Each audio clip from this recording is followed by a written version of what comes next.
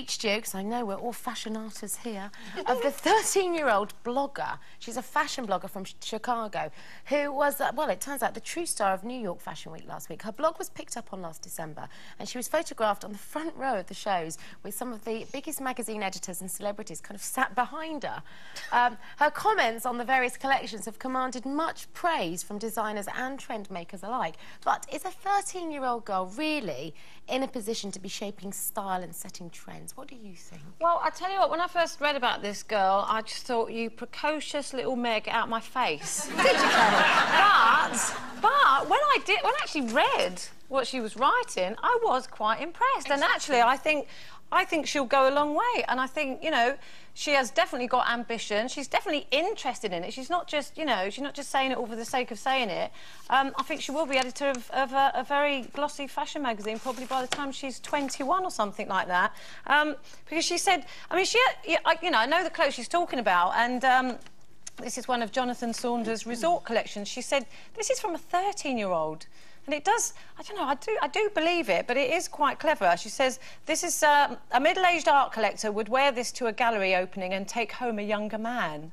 And I thought, actually, yeah, I can kind of see, you know, a middle-aged art collector going to a gallery and taking it in that outfit. And I just thought, clever little girl, so I'm all for it. I'm sort of slightly troubled by this story for several reasons. First of all, she's going to these shows on her own. Her dad takes her. He's a teacher. He's allowed her out of school for a week to go to New York Fashion Week.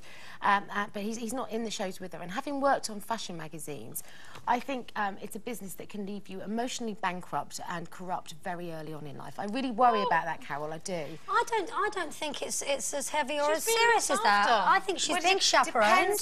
She's also, I mean, if she wants to be a fashion journalist, I think it's a fantastic opportunity for her to find out what's really involved. And she obviously has a natural bent for it because her writing's really strong. She writes brilliantly. I have to give her that. I just wish that super sharp intelligence was maybe being focused elsewhere until she's old enough to be able to hold her own. Maybe I just say something. When I was 13, I was like a 5-year-old child as far as I was concerned. These 13-year-old girls now are like 20-year-olds. They're so much far advanced, aren't they now?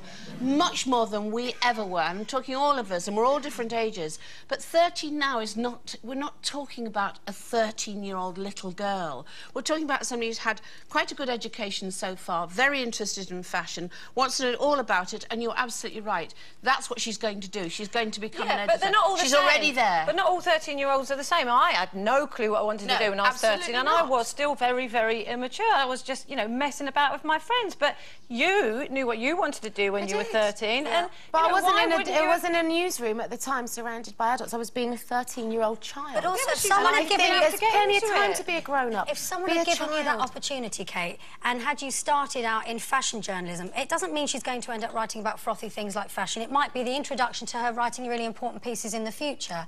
And when I was 13, I mean, I was at a stage school, so I kind of had my, you know, path planned, but I was really aware of what I wanted to wear and how I wanted to sort of come over and how I wanted people to perceive me. And I think, you know, my daughter's 10 in 3 weeks' time, and she has a really strong feeling of how she wants people to perceive her. Her body's changing.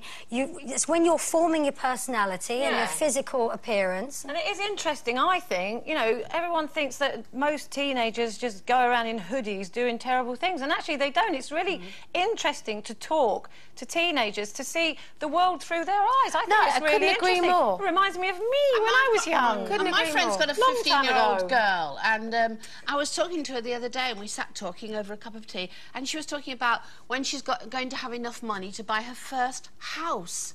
That's 15. That's incredible to have that foresight. I didn't think that when I was 45, you know what I mean? So how come at 15? So if we're talking, they've changed, and I'm sure you were quite advanced. I mean, look at you now. What, 13? I bet you at 15 you were a right one. 15? Oh, no. When I was 13, I was like a very immature child, and then suddenly, overnight, all I was interested in was clothes, boys, and not much else. I bet you were tall. I was, yeah, I've always been tall, yeah. Ever since she's been born. Hey, I bet you were short. I stopped growing. Okay. I stopped growing when I was 13. Serious shop.